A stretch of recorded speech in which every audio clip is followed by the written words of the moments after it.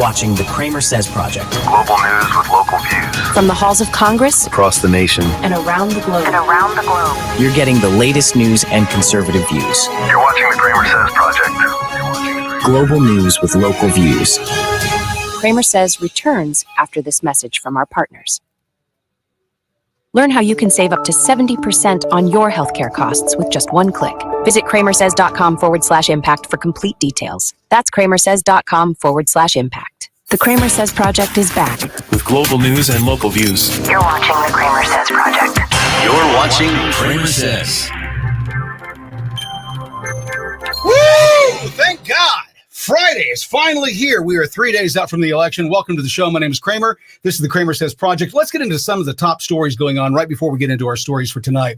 CNN contributor Jonah Goldberg retracts his misleading statements about Trump. Trump made some comments about Liz Cheney. You may have heard about that. Well, he's now having to retract it because what a lot of people have done is they've heard what their buddy said and they didn't hear the entire speech. And so it's all out of context. The entire left-wing media has gone crazy today with this. We'll get into that here in just a moment. The calls to indict Jimmy Kimmel are growing. They're getting louder. Why? Well, Jimmy Kimmel a few nights ago said that if you don't make it to the polls on Tuesday, that's fine. You can vote on Tuesday or Wednesday, Thursday or Friday or whatever. Well, Doug Mackey, who was a character on Twitter back in 2016, he did something very similar. He made a post that was a joke that, hey, don't worry about voting on Tuesday. You can always vote on Wednesday. He went to jail for that, folks. That's why the calls for Jimmy Kimmel to go to jail are now growing in unison. Just in, listen to this. New polls in Arizona show that Trump is ahead by 8 points. He's ahead by 8 points in Arizona. And maybe that's the reason that Arizona AG, the Arizona AG just launched an investigation into Trump's remarks about Liz Cheney. When you hear the remarks in context, you'll go, what the fuck are they talking about? Folks, they're desperate. They are desperate. Moving on to what we've got going on tonight. This right here may be the most gangster thing that you'll see all day. We have seen one estimate that says it would cost $88 billion to deport 1 million people a year. I don't know if that's accurate or not. Is that what American taxpayers should expect? What price do you put on national security? Is that worth it? Great question. This is what the media is doing today, folks. They try to gotcha. They don't even listen to the question that they're asking. But this next one, it's a doozy. John Homan he's a gangster. Is there a way to carry out mass deportation without separating families? Of course there is. Families can be deported together. There you go. They can all leave and they can all go together. It's easy peasy, lemon squeezy. It isn't that tough. Well, but they're American citizens, but their guardians aren't. And if they're going to live with their guardians, they've got to live in the country that their guardians can live in. Not here. Now, if they want to come back at some point in the future, they're welcome. They're Americans. Come on back. But you can't be here with your parents that are here illegally just because you were born here. We're tired of you dipping into the system and ripping us off. And we're tired of it being used as an excuse by the left to raise taxes and limit your rights and tell you what you can and can't do and that you're a racist if you don't go along with them. I didn't know that asylum seekers were a race, because that's what we're talking about. Asylum seekers. It doesn't matter where they came from. It doesn't matter what color they are. They're here illegally. It's going to end. It's interesting that when John Homan said that, folks, there's a reason why there is this fight from the left. And it doesn't have anything to do with the things that they tell you it is. It's not about caring about them as humans. It's not because they're empathetic. It's none of that.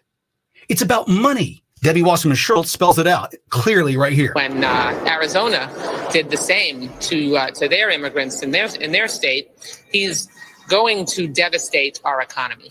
Okay, there we go. This is this ad hominem attack. He's going to ruin our economy. He didn't do it the first time. Why would you waste your first chance, right? wasting your first chance. If he really wanted to be a dictator, why did he waste his first chance? Well, he's going to come back and be one now. He said he's going to be a dictator on day one. That's how unserious these people are. Schultz continues. Tourism, construction, agriculture.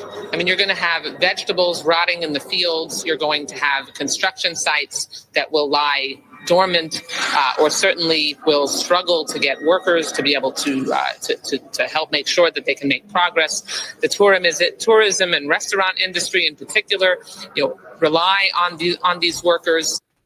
So think about this for just a moment. Her reasoning is that we should allow these people to come into the country illegally because we need cheap labor. Who's going to do all the work that we don't want to do? That's what she's trying to say here. Folks, the majority of the seasonal workers in this nation are working through work visas and so on. They're not here illegally. It's been set in stone for the last 50, 60 years. So this red herring, this false argument that she's making that if they don't do it, no one will, well, that's not true. It's completely untrue. We've seen what Trump did in his first session, or his first 4 years. And in his first 4 years, folks, I got to tell you, the nation was better off. Now, of course, they're saying that it was Obama's economy, but why didn't it? Obama had 8 years. Obama had 8 years. And it wasn't until Trump came in 2016, well, actually in 2017, that things in the nation turned around. I made more money in those 4 years than I did the previous 10. Let that sink in. My company generated more income. I own an advertising agency, and the manufacturers, we had just gotten into the manufacturing. We had never worked in manufacturing before. We worked in the live entertainment and retail automotive sectors, and working in a corporation and in manufacturing was something completely new to us, but it picked up. By 2019, I was making $700,000 a year. Now, think about that. If I'm making that kind of money, what were we generating? What have I made so far this year? Well, up until a month ago, I had made $2,600 total for the entire year. That tells you how bad the economy is. We saw the jobs numbers today. I don't know if you saw those numbers, but 12,000 jobs is what they've created in the last month. 12,000. The target was 113,000. 12,000. Not even 10% of what the projection was. Keep in mind that 15 of the last 16 jobs numbers, those reports have had to be downgraded. Now, they always do it on a Friday. They tell you on Monday, Joe Biden's America's doing awesome. And then on Friday, they tell you the truth. And the truth is we didn't create nearly as many jobs as we said we did. So what does that lead to? Well, it leads to what we've got. Folks, the main reason that we're having a problem with this government, this administration, when I say this government, I mean the government in whole, but in particular, this administration. The problem that we have is that they lie to us on a daily basis. You can't get a straight answer out of a single one of these motherfuckers. And as you're trying to justify spending what you spend on groceries and your car payment and insurance and travel or whatever else you're doing, they don't care about your struggles. They say they do. They say they're working hard to make your life better. But ask the people in Asheville if the government is making their life any easier right now. The government doesn't know how to make things easier. All they know how to do is be bureaucrats and create bureaucracy. We just saw what happened in Asheville. When Musk said, I'm going to deliver communications so these people can reconnect with the world, the FAA had a rule that said you couldn't land in a zone unless you knew exactly who you're going to meet. Well, how the fuck are they supposed to know who to meet? Because those people don't have any communication. That's the lunacy of the left, folks. That's the lunacy of the left. That's the lunacy of government. And government is leftist. 90% of the employees in the government are Democrats. 90%. Tells you a lot about where we're going. We'll be right back after this message from Elon Musk. I think it's Elon Musk. Yeah, it's Elon Musk. Hi guys, Ricky G here. Theoretically would be president, Hi guys, Ricky G here, wellness and beauty influencer. As a celebrity, I know all about stuff like science and politics. So trust me when I tell you who you should vote for. If you don't vote the right way, that's like a hate crime that makes me sad and angry, and I'll leave the country. And you don't want that. Do you have a CramerSez.com free speech account? Unlike other platforms, CramerSez is 100% free speech. Get your free CramerSez account today at CramerSez.com. Fuck censorship. Impact Health Sharing isn't insurance. It's affordable health care. Impact Health Sharing offers comprehensive medical services, covering preventive care, maternity, accidents, illnesses, and injuries. Plus, choose any doctor or healthcare provider you trust with no in-network restrictions. Enjoy the freedom and coverage you need for your entire family. To learn more about how you can save 30, 40, even up to 50% on your healthcare costs, call 844-827-2637. That's 844-827-2637. CramerSez is everywhere. Twitter, Truth, Instagram, and always on America's fastest growing free speech platform, CramerSez Social. Make your free account today at CramerSez.com. Introducing Tusk. With Tusk, you get uncensored news and secure browsing, all while protecting your privacy. Choose the news you trust and take control of your internet. Join the free speech revolution with Tusk. Download Tusk today at tuskbrowser.com. Learn how you can save up to 70% on your healthcare costs with just one click. Visit CramerSez.com/impact for complete details. That's CramerSez.com/impact. The CramerSez Project is back. With global news and local views. You're watching the CramerSez Project. You're watching CramerSez. We are experiencing the highest level of TDS, Trump derangement syndrome, that we've ever seen in this nation. You thought it was bad the 4 years that Trump was in office. You thought that it was bad then. It's gotten even worse now. And they are desperate. They know they're losing. Folks, the internal polling is completely different than the polling that you're seeing on TV. The polling that the media stations do is very cheap. They're $30,000 to $40,000 for a poll, maybe $100,000 for a poll. And they call somewhere in the ballparks of 1,100 people, 1,200 people. And that's what it's based on. But you see, internal polling is different. These polls for national cost about $500,000 to $1 million. They call tens of thousands of people and get their opinions and their voice and what they're thinking and saying. And right now, those numbers, internal polling shows Trump somewhere around 60% of the electorate right now. That's why they're desperate. That's why they're crazy. And that's why they're doing and saying stuff like this. Trump might be arrested for what he just did. You know, when the guns are trained on her face. You need to watch this. In front of a nationwide audience, he just said he would put a firing squad, men holding guns, in front of Liz Cheney, prominent Republican who said she'll be voting for Kamala Harris. Let's put her with a rifle standing there with 9 barrels shooting at her, okay? Let's see how she feels about it. You know, when the guns are trained on her face. Now, I don't know if you've seen the entire video, right? It's important to understand that that's some social media influencer, and he's made a video and he's misconstrued what's actually going on and what Trump actually said. And I expect that from social media influencers because they're not the brightest. You've seen them.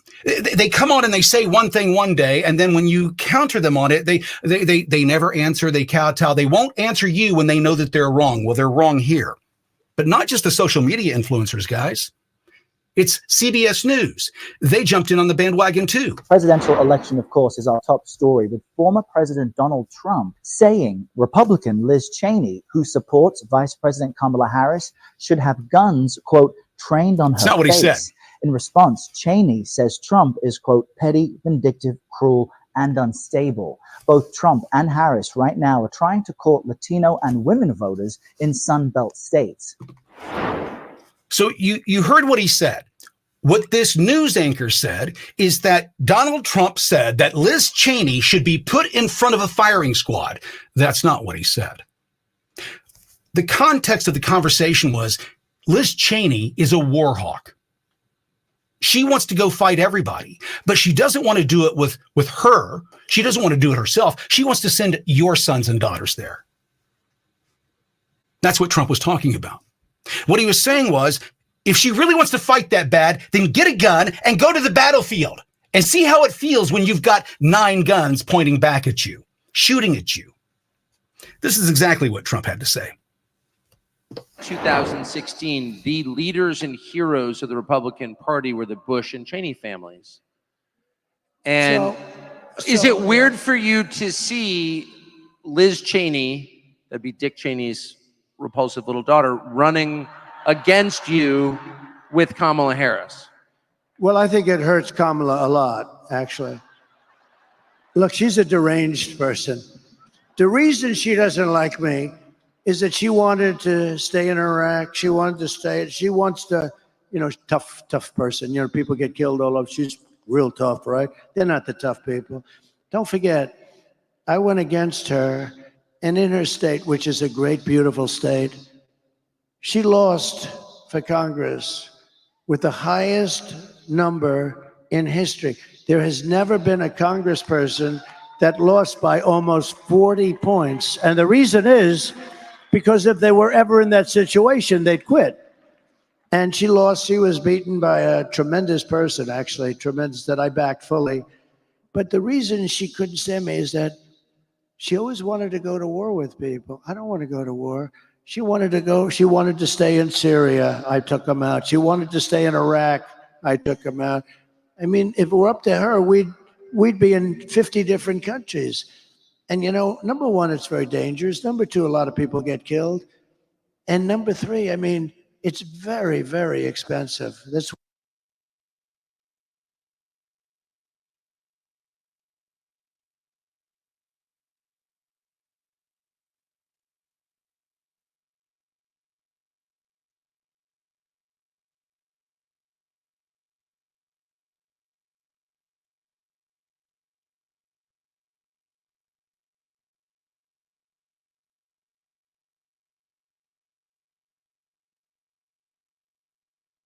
we owe $36 trillion.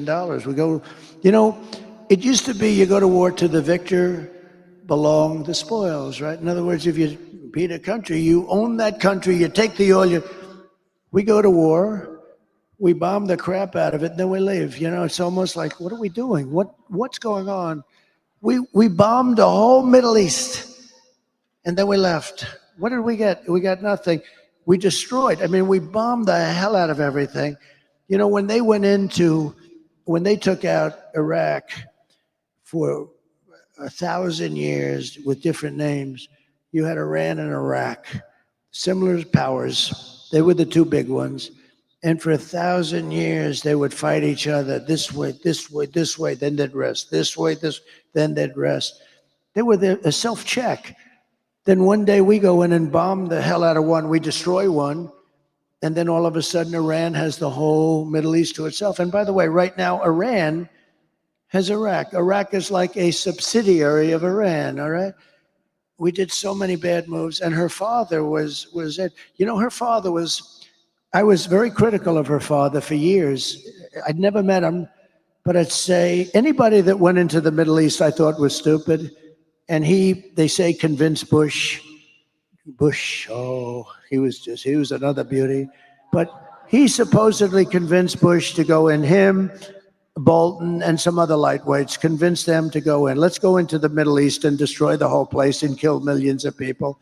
So they went in. But I was never a fan of Cheney. I was always very critical. And when I announced that, I was very critical, actually, not personally, but I said, he made a horrible mistake. What are these people doing? We spent 9 trillion with a T, not even with a B. Normally I say not million, billion, but now I say not billion, trillion. We spent $9 trillion bombing the hell out of the Middle East.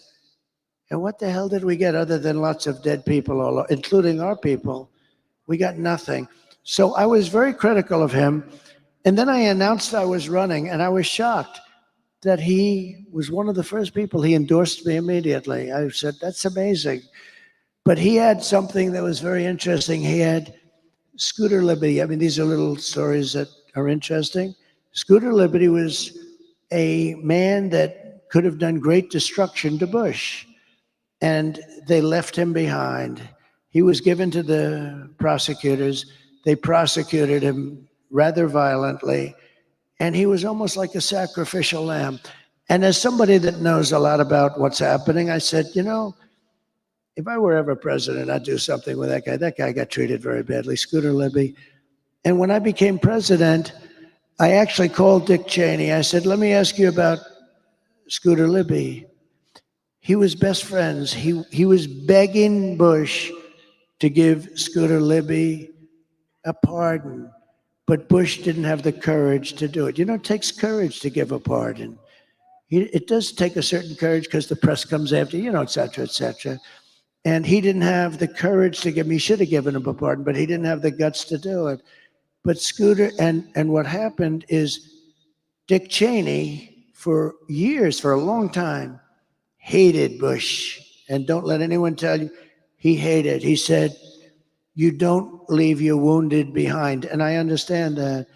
And Scooter Libby really saved Bush because he could have said things that would have been very dangerous for Bush in terms of getting impeached, in terms of going to jail, in terms of bad things happening.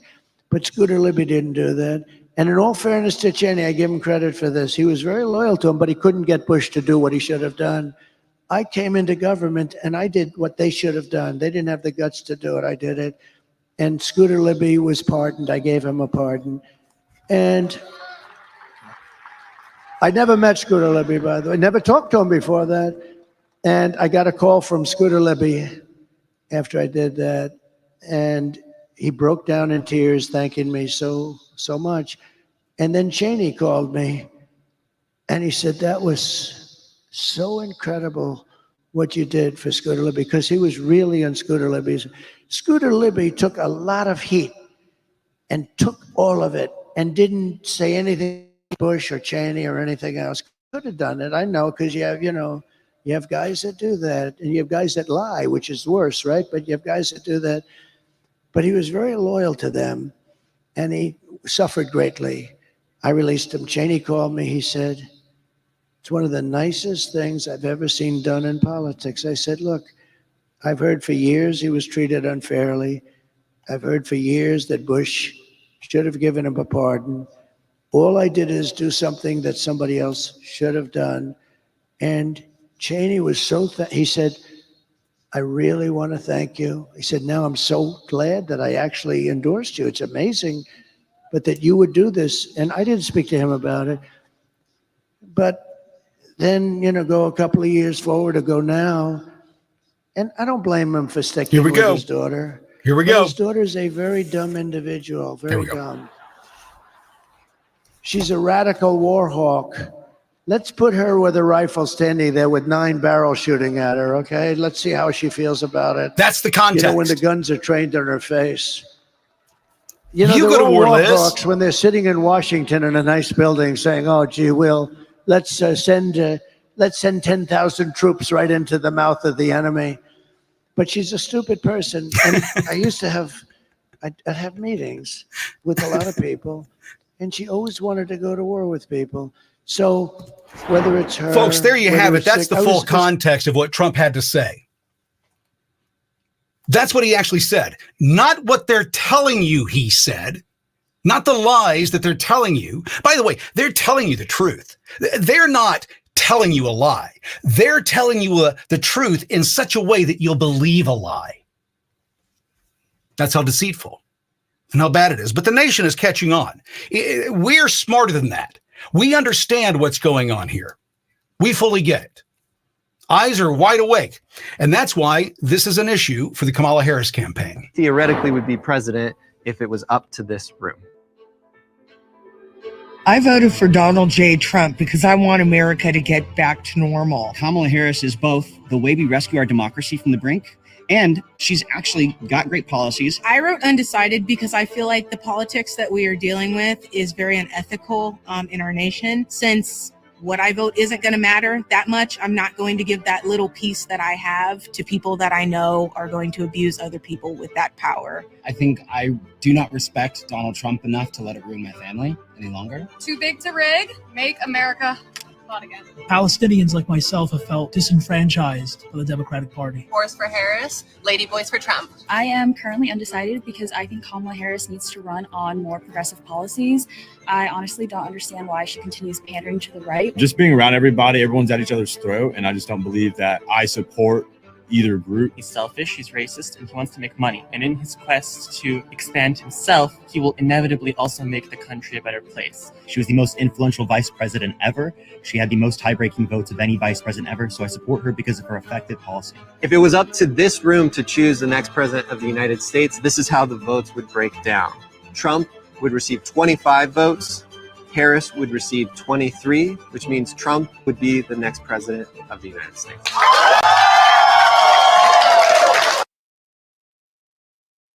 You're watching the CramerSez Project. Global news with local views. From the halls of Congress Across the nation. and around the globe. You're You're getting the latest news and conservative views. You're watching the CramerSez Project. Global news with local views. CramerSez returns after this message from our partners. America's political prisoners need our help. CramerSez is on a mission to raise $100,000 or more. Can you help? Join our mission today at CramerSez.shop. Why pay more for your health care? Impact Health Sharing is a not-for-profit organization, meaning more savings for you. Most members save 30 to 50% on their healthcare costs compared to traditional insurance. Enjoy affordable healthcare without the high costs. Call 844-827-2637 to learn more about how you can save 30, 40, even up to 50% on your healthcare costs. Impact Health Sharing isn't insurance. It's affordable healthcare. Call now, 844-827-2637.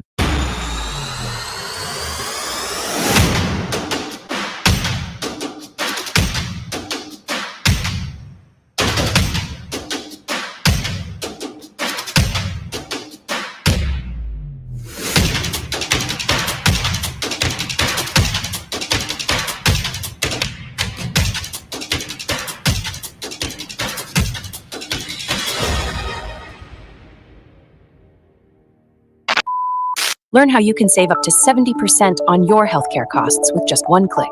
Visit CramerSez.com/impact for complete details. That's CramerSez.com/impact. You're watching the CramerSez Project. You're watching CramerSez. Who are the puppet masters? Who are the ones pulling the strings behind the scenes? Well, it's the people that are in front of the scenes as well. The deep state is it's a deep, dark animal, but they've got a forward-facing group, and those are our politicians, our State Department employees, those who tell us what's going on. And what we've seen from the Democrats in the last few weeks is their desperation. They see what's happening. Folks, let me put this in context for you. In 2022, about 6 weeks before the election, I got access to Hunter Biden's laptop. There was a group of us. We went to a hotel. We were able to peruse through all the information, take a look at it and see what it was. And what I realized right then was that they weren't telling us the truth, because the FBI had that hard drive, that computer, for at least 3 years. At that point, when I saw it, they'd had it for 3 years. It was clear that we were witnessing crimes on this device, both in the images and in the financial transactions and the emails and so on, and all the documents that were on there. That's the first thing I noticed. The pictures and all that kind of shit, I expect that. I don't expect the FBI to cover it up for Hunter Biden. So we're in a situation where we don't trust our government because our government is stepping out of bounds. And the top voices of the Democrat Party are sounding more and more like Nazis than they are the racist Democrats they've always been. They've gone full Nazi. It's not the right that's saying, well, those people, what they say is so dangerous, we can't allow them to ever speak. The right's not saying that. The right's not saying that national security is more important than your freedoms. They're not saying that. The right isn't saying that if you don't do this, you're a Nazi. Right's not saying that. The right's saying that If you force me to do these things, you're a Nazi. If you take my free speech, you're a Nazi. If you determine what I can do with my life and what I cannot do with my life, you're a Nazi. The projection of the Democrats over the last several weeks has only gotten louder and louder. And what's ended up happening is they've ended up starting to tell truths. Now, I played some of this last night, but I want to go into it deeper tonight because I got all the clips working. I want to be able to deliver it. But it's interesting to hear what these idiots have to say. They say it out loud. They don't realize that we can hear what they're saying. We fully understand the context in which they're talking. For example, in this clip here, Hillary Clinton, well, she's talking about what she wants to do or what should be done with MAGA. Very strong partisans in both parties in the past. And we had very bitter battles over all kinds of things, gun control and climate change and the economy and taxes. But there wasn't this little tail of extremism wagging the dog. Extremism, this little tail of extremism. Do you see how they use these words? It's the mean girl process. Remember the mean girls in school, right? They would say the snide, condescending things about you, and they were the first ones to always tell you that Becky is a slut, because that's the most harmful thing that you can say about a girl in 8th grade. Today, they just call us Nazis. But this is a practice that Hillary Clinton is very good at. She drops these little things. We're extreme. What are we extreme for? We don't want our kids being taught how to give a blowjob in a book in the library. That makes us extreme. We don't want our children groomed by grown men and women who have sexual deviancies. We don't know what the fuck they're going to do with them. And time again, we're proven right. Now, that's an outlier case. That's not the norm.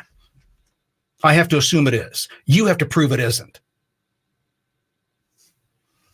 The idiot continues. Of the Republican Party as it is today. Mm-hmm. And sadly, so many of those extremists, those MAGA extremists. That's you and me. We're extremists. And we're also garbage. Take their marching orders from Donald Trump, who... let me clear this up for any Democrats that may be watching right now. I don't take shit from Donald Trump. I listen to him as the president of the United States. I listen to what he says, and then I go about my day doing whatever the fuck I'm going to do. Donald Trump doesn't lead my life. I didn't hear Donald Trump mandating masks. I didn't hear Donald Trump locking down the country. I didn't hear Donald Trump saying that if you don't get this vaccine, you can't serve in the military. I didn't see Donald Trump doing any of that. What I saw Donald Trump doing was delivering on the promises that he made and fighting tooth and toenail against the Democrats and the rhinos and the deep state the entire time, including the mainstream media. That's what I've seen. The idiot continues. Has no credibility left by any measure. Listen to this. He's only in it for himself. He's now defending himself in civil actions and criminal actions. Why is that? Why is he defending himself in civil actions and criminal actions? So that they could say that he's defending himself in civil actions and criminal actions. That's exactly why they did it. Just like they're calling him Nazi. But here's the thing. Nobody believes them. We've all realized that they're the chicken that cried, the little chicken or Chicken Little that cried that, the sky is falling, the sky is falling. Or the boy who cried wolf. They're desperate. But here she's going to tell you exactly what she thinks should be done with MAGA. And when do they break with him? Because at some point, maybe there needs to be a formal deprogramming of the cult members, but something needs to happen. Something needs to happen. Something needs to happen. We've got to deprogram these MAGA individuals. Why? Well, because they might get out of control. They might use their free speech and expose us. That's what she's saying. That's why they've got to shut down this free speech phenomenon that's known as social media. They hate what I'm doing right now. Why? Because we expose them on a daily basis for exactly who they are and exactly what they're saying. And they don't want that. They can't afford that. The reason is because they know the crimes that they've committed. They know the sins that they've committed. They know what they're guilty of. You don't. They do. And that's why they have to take measures to protect themselves from you finding out. And the way that you find out is by people like me exposing what's going on. We do an investigation and say, here's what's going on. I'm going to see if I can get it tonight. We'll see if we can get this in here. But we do have breaking news, by the way. I'm going to I'm going to break away from this for a moment. I just remembered this breaking news, and I wanted to get this out. John Sullivan of Just the News reported this evening that Speaker Johnson had a conversation with him, and Speaker Johnson says that there is a major scandal about to break having to do with foreign influence in the elections coming from China, Iran, and who was the other one? There's one other. China, Iran, and somebody else. I can't remember who the third one is. And the way that they're interfering is by financing the campaigns through Act Blue.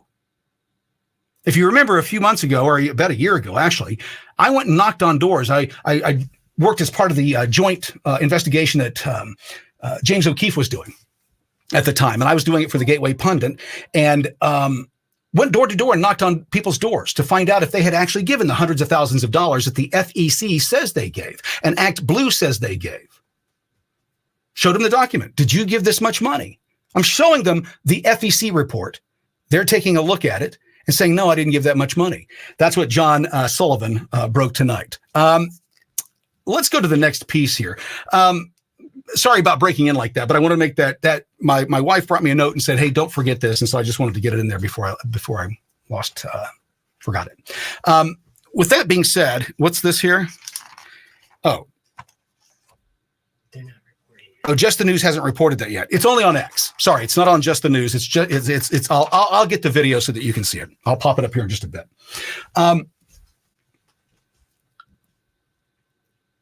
When people tell you that they want you to shut up, this is how they do it.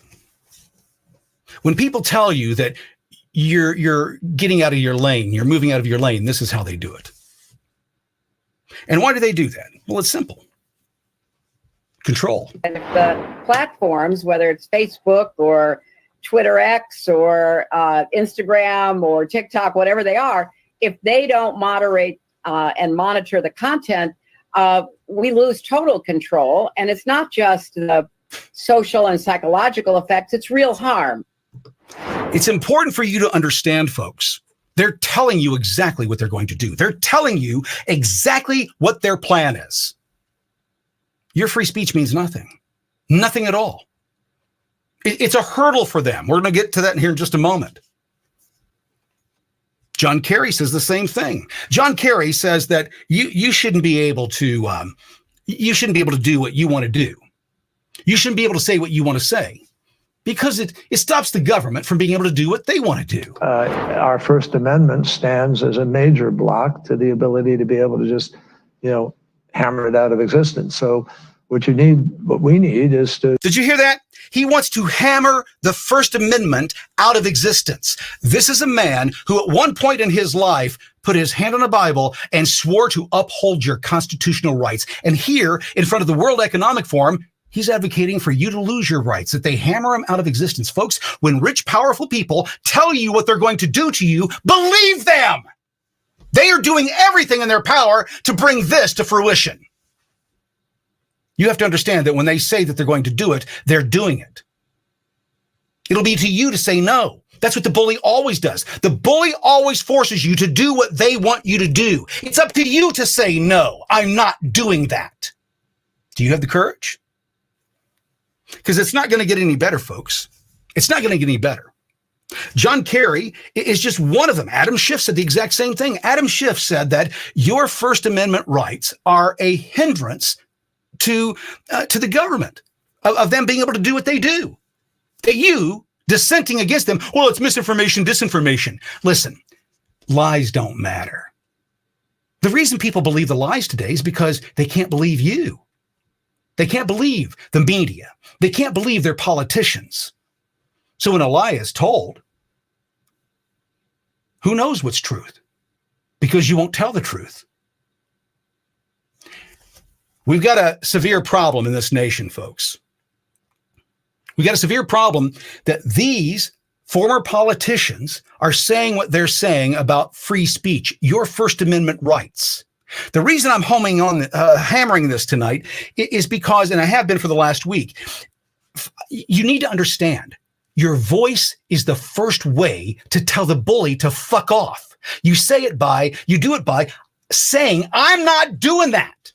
I'm not doing what you want me to do. That's what protesting is about. It shows them we're not going to do it. And you've got to have more force than we do. But the nation's awakened. They're tired of it. But that doesn't stop the situation. Now, John Kerry and Hillary Clinton, they're no longer in government. They don't have an impact on making law and so on. But Ketanji Brown Jackson does. She's a Supreme Court justice. And this is what she had to say about free speech. So my biggest concern is that your view has the First Amendment hamstringing the government in significant ways in the most important time period. Did you hear that? Your position is that the First Amendment is hamstringing the government.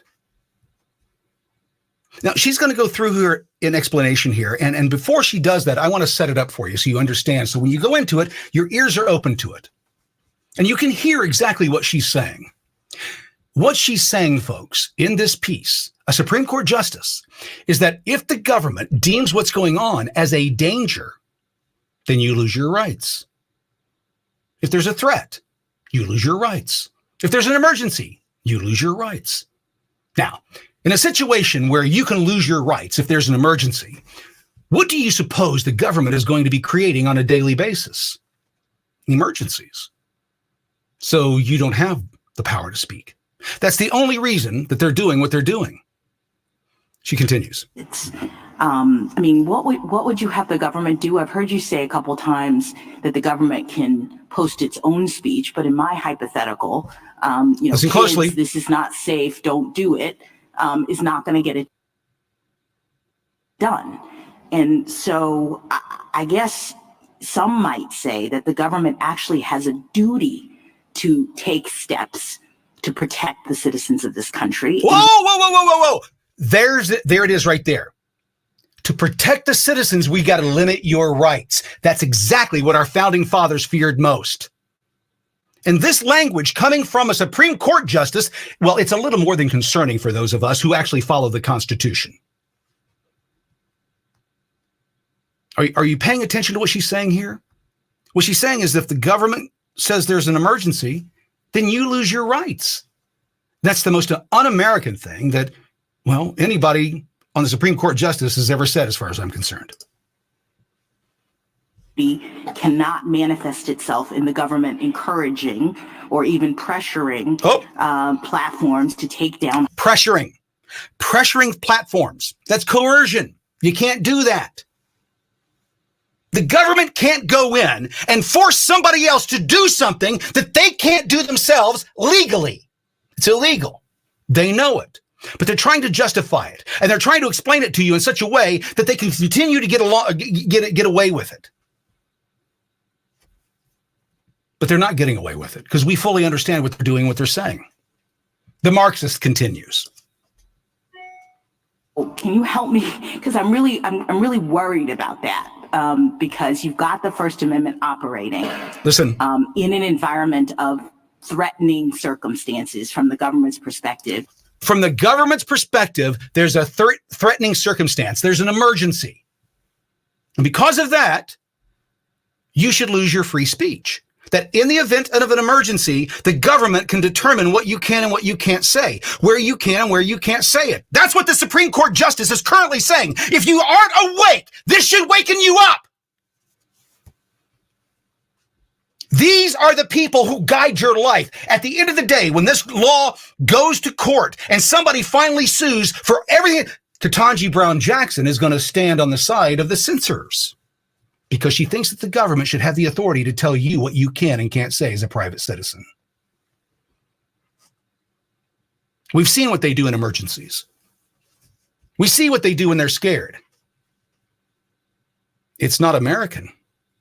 It's as far left as you can get, but she doesn't care. She continues. Interact with the source of those problems.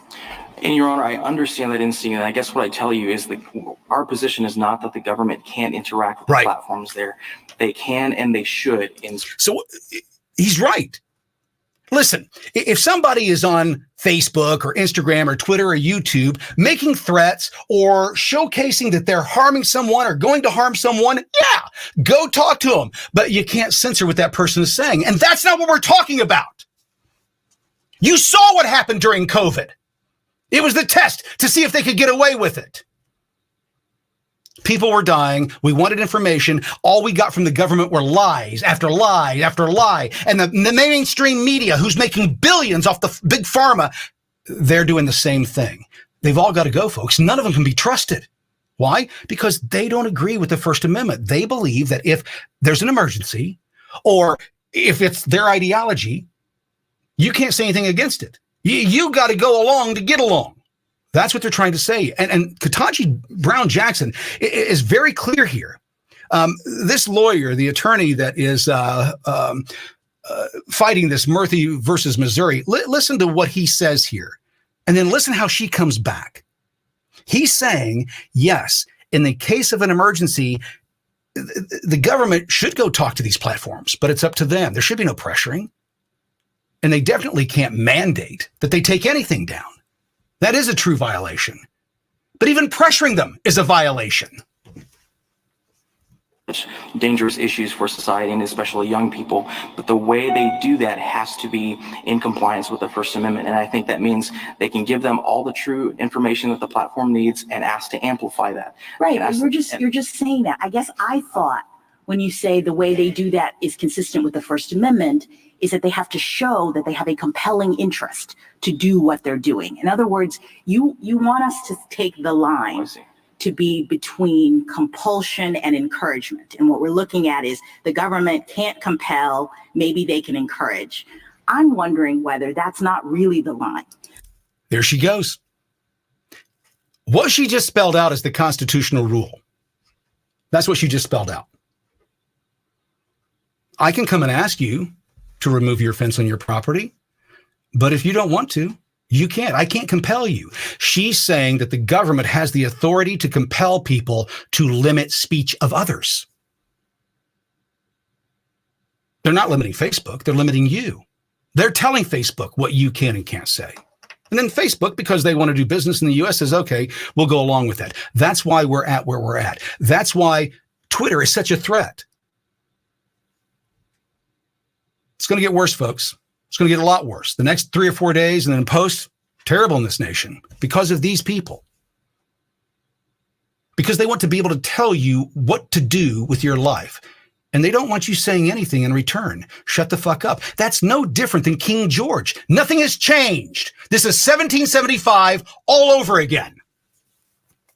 Does the government, pursuant to the First Amendment, have a compelling interest in doing things that result in restricting the speech in this way?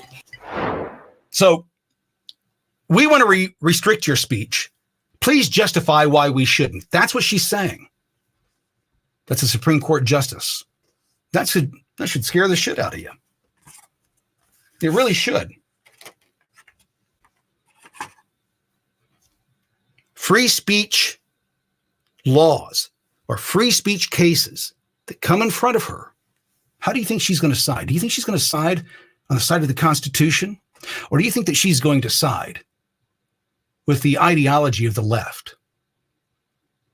That you'll have to use everyone's preferred pronouns and you'll have to know them before you call them anything or they'll come after you.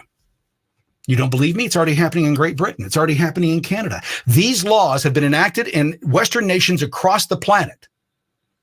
The U.S. is the only one that's protected by the Constitution that says you can't do that. But sadly, we've got a Supreme Court justice who wants to do just that. Now, one of the things that I do is I'm pretty good about not judging a book by its cover. I judge people on two things. I judge them on their words and their actions, what they say, how they say it, and then how they deliver on what they promised. So when Kamala Harris tells me what she wants to do, what's important to her, and that free speech is based on what the government says free speech is, we've got a problem. This is Kamala Harris talking about, well, Musk has lost his privileges. should be taken down. He has lost his privileges, and it should be taken down. And the bottom line is that you can't say that you have one rule for Facebook and you have a different rule for Twitter. There isn't two different rules. There's only one rule. Free speech. There's only one rule. The government has no role in telling anybody what to say or how to say it, or what can be said or what can't be said. These are Marxist, folks.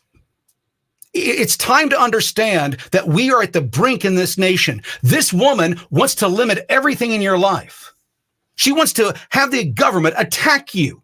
If you step out of line, she's going to sick her boys on you. She said it. Here she continues to talk about Musk and your free speech and how she's going to limit it, or how it should be limited. The same rule has to apply, which is that there has to be a responsibility that is placed on these social media sites to understand their power. They are directly speaking to millions and millions of people without any level of oversight or regulation. You're able to speak to your friends and family or the entire world without the government coming in and telling you what you can and can't say. That's a threat to democracy today. That's a threat to national security today. That's what they're saying. That this hate speech cannot be allowed. I agree.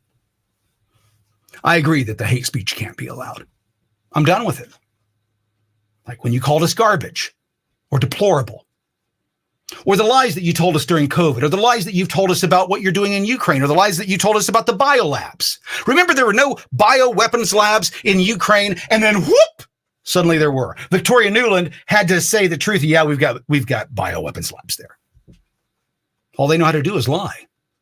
And when you tell that many lies, the thing that you can't afford to be told is the truth. The thing that you've got to cover up is the truth. The thing that you have to hold on to the tightest you can is the lie that you told, and shove the truth as far away as. That's what's happening here. That's why they want your free speech limited. It's no secret, folks. Kamala Harris has been very clear on this issue. She's told you time and time again exactly what she's going to do. As I said earlier, I've got a simple rule. When rich, powerful people tell me how they want to harm me, I believe them. I take them at their word, especially when their actions prove that they're going to do it. Kamala Harris, after her remarks with Musk, I think it's interesting. She explains how she's going to bring the hammer down if you step out of line. And will put the Department of Justice of the United States back in the business of justice. Justice.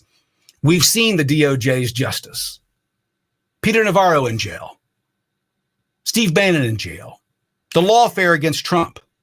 Ricky Vaughn on Twitter. His name is Douglas Mackey. Douglas Mackey went to prison for something, a joke that he posted.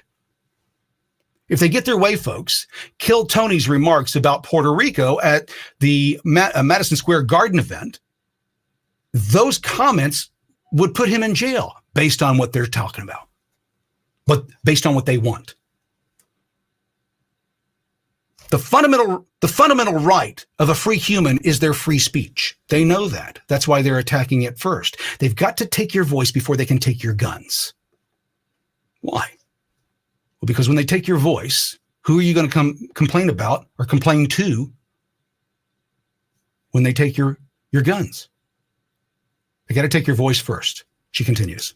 We will double the Civil Rights Division and direct law enforcement to counter this extremism. We will hold social media. By the way, let's go back in there. The extremism. They got to control the extremism. That's you. That's you just wanting to work your job, pay your taxes, what your fair share is, and go about your life and make your life the best it can. Create an environment where your family can thrive. That's what most Americans want. They don't want that. They want complete control over you. I cannot say this enough. They keep telling you what they're going to do. You should trust them. The platforms accountable for the hate infiltrating their platforms, because they have a responsibility to help fight against this threat to our democracy. Where have you heard the hate come from? You heard it come from the right? I don't hear it. Oh, all those hateful things that Trump said. You know, he said he wanted to put Liz Cheney in front of a firing squad. That's why we don't believe you, you fucking cunt. We're done with you. We're done with all of you. And not just the Democrats, but the rhinos and the deep state and the bureaucrats and those who are enriching themselves off of our backs. But you have to speak up. You have to use your voice. If you don't use your voice, you're going to lose it. As they say, if you don't use it, you lose it. And if you profit off of hate, if you act as a megaphone for misinformation or cyber warfare. Let's go back in on that. So I've had 120 TikTok accounts. My new account will not take off. You can't even find it. They've buried it. You can't search my original name. And why have I been taken offline? Why have I been silenced? Because I talked about COVID and what was really going on, the effect that it was having, the numbers coming out of Israel, the numbers coming out of Great Britain, the numbers coming out of Gibraltar that showed that what they were saying on the news was untrue. Gibraltar was 100% vaccinated. The entire island vaccinated. They were still getting it. They were still passing it on. How are they still getting it? We asked those questions, and for that, I lost my accounts. Time and time again, came back up. This is what they're doing now. This is what they're doing now. Folks, that's why. If you don't believe that this is worth your life, your freedom is worth your life. If you don't believe that, then you're a slave. In 3 days, we're going to have to make a decision. You see where the nation is going. You see what they're doing on a regular basis. You see what they're projecting. Jamie Raskin says that we've got civil war coming. And then you talk to people in the streets and they feel it. It's one of the most talked about things right now on social media. It's one of the civil war and revolution are two of the biggest used words right now across social media. Why? Because of this lady. Because of Biden. Because of what the left has done. She continues. If you don't police your platforms, we are going to hold you accountable. If you don't silence the voices of Americans, we will come after you. That's the translation. It's not going to end well for Democrats. I don't think that they understand. These are bullies. They don't know that they just picked a fight with Mike Tyson. They don't know who Mike is. He's that funny guy over there in the corner with the lisp. Can't be that bad. He talks funny. Why did Mike Tyson become the man he became? Do you know the story behind that? Because of his lisp. He got made fun of. Became an angry man. And decided to use his fist to harm anyone. And somebody recognized this boy's got a skill. And so they put him to work. And he became one of the best boxers the world has ever seen. Now, who's he supporting? Trump. Because winners know winners. I think it's interesting that Trump, over the last few weeks, has surrounded himself by the biggest names and the biggest thinkers of our time. You've got Robert Kennedy Jr., you've got Elon Musk, Jake Paul, and I'm not into the celebrity bullshit, but I'm telling you, everybody that's hot right now, all the people that are important voices in this movement, they're all on Trump's side. Meanwhile, Kamala Harris, she's trying to convince you that they're turning the page, that they don't want to look back. But everyone that she's brought out, all the people supporting her are stars from 25, 30 years ago. Ben Stiller did a bit where he's reenacting his Zoolander character. Do you think that the kids today understand who Zoolander was? That movie was 25 years ago. They don't. So the Kamala Harris campaign, they think they're turning the page, but what they don't realize is that they're already 50 pages back. Turning one page ain't going to do it. We've moved on. We're farther into the story than they are. Now, what Kamala Harris says here is that if you don't do what she says, they're going to sick the federal government after you, that they're going to come for you. And they're going to do it in the same exact way that they did it with Trump. Lawfare. You see, everything that the Nazis did was legal. That's hard to believe. Most people don't understand that. But everything that Hitler did was legal in Germany. Everything. They used the law to be able to murder millions. Democrats are no different. If you know the history of the 1930s in Western Europe and what was going on, there was angst everywhere. Communism and socialism. I'm sorry. It was socialism and fascism were knocking heads in Europe, and the National Socialists, the Nazis, won in Germany. They become the dominant party. What happened to the other guys? The fascists, right? The guys that they were fighting in the streets for power, because that's what was happening. There was a small civil war in Germany. And when it was all said and done, well, the fascists who got beat, they joined the socialists. Folks, when you understand what history is and what people have done in the past, you'll be able to understand what they're going to do in the future. That's why it's important for all of our politicians, everyone, to understand that what they're doing is telling dangerous lies. These dangerous lies are going to lead to the loss of lives. Because there are men and women in this country, including myself, I am not governable in a system where I have lost my voice. I'm ungovernable. I will not be silent. And I will defend my rights in any way I can. I will garner support from my community, and we together will defend our rights. And if the federal government or the state government or the city government or the county government wants to have a problem with that, I'll remind them of what the Constitution says. Those are the rules to the playground. They're not abiding by them.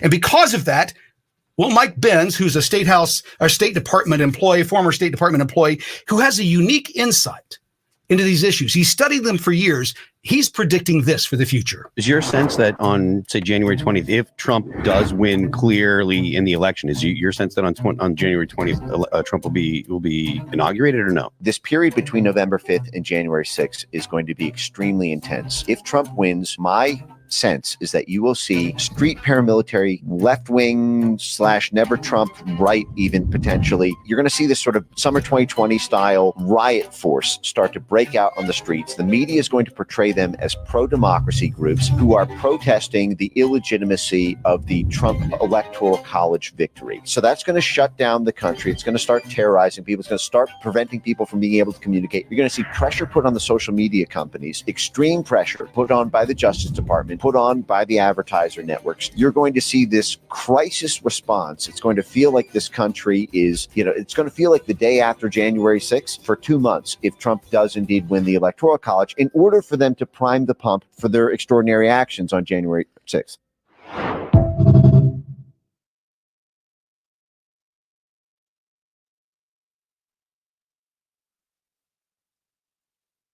And will put the Department of Justice of the United States back in the business of justice.